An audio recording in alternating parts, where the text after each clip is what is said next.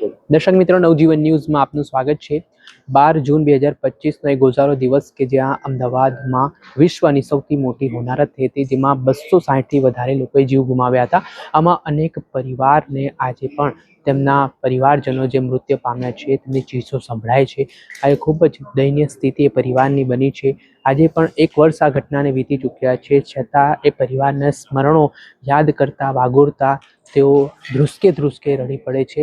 ને આ સમગ્ર બાબતને લઈને જે પ્લેન ક્રેશ બન્યો હતો તેને એક વર્ષ પૂર્ણ થયો છે, તો તેમના સ્વજનોને શ્રદ્ધાંજલિ પાઠવવા માટે મોટી સંખ્યામાં અમદાવાદની હયાત રેજન્સી હોટલ છે ત્યાં તમામ પરિવારના લોકો છે તે એકત્ર થયા છે। અને ત્યારબાદ જે પ્લેન ક્રેશનું ઘટના સ્થળ છે ત્યાં આ તમામ પરિવારો છે તે પોતાના જે સ્વજનો તેમણે આ પ્લેન ક્રેશ દુર્ઘટનામાં ગુમાવ્યા છે તેમને શ્રદ્ધાંજલિ પાઠવવા માટે જવાના છે। અલગ અલગ દેશના રાજ્યમાંથી, ગુજરાતના અલગ અલગ જિલ્લાઓમાંથી તમામ લોકો છે તે એ ગોઝારો દિવસ 12 જૂન 2025 બપોરના 1:30 વાગ્યાની આસપાસ એર 171 જે ફ્લાઇટ છે તે અમદાવાદથી ટેક ઓફ થઈને લંડન ગેટવે ઓફ તરફ જઈ રહી હતી। તે દરમિયાન માત્ર 1 કિલોમીટર ને 700 મીટરના અંતરે જ અચાનક આ વિમાન છે તે એકાએક યમરાજ બનીને જમીન પર ત્રાટકે છે।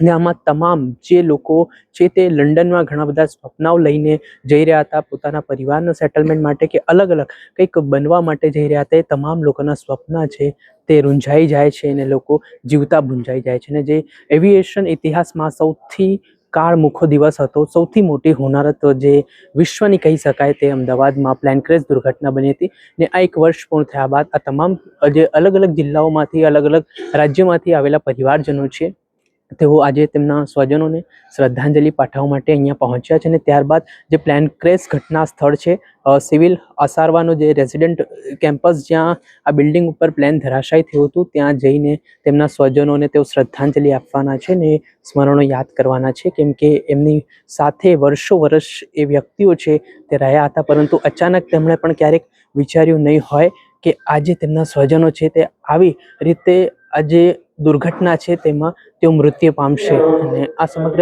ઘટનાની જે પરિસ્થિતિ છે તે આપ જોઈ શકો છો કે અહીંયા જે ટાઈમ પણ આપવામાં આવ્યો છે ને આ તમામ લોકો પોતાના જે સ્વજનો જેમણે ગુમાવ્યા છે તેમની ફોટો ફ્રેમ લઈને અહીંયા પહોંચ્યા છે।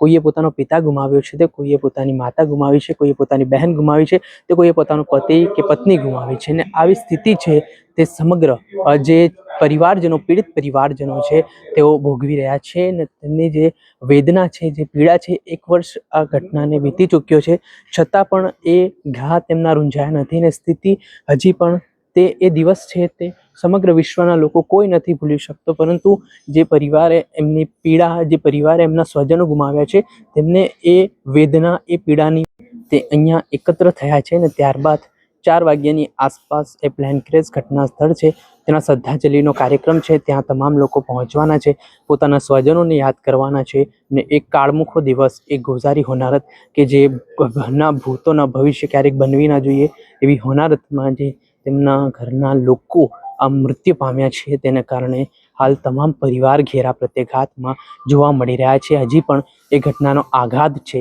તે જોવા મળી રહ્યો છે। દર્શક મિત્રો, આવા જ વિડીયો આપના સુધી પહોંચાડતા રહીશું, એટલે નવજીવન ન્યૂઝ જોતા રહો, લાઈક કરો, શેર કરો।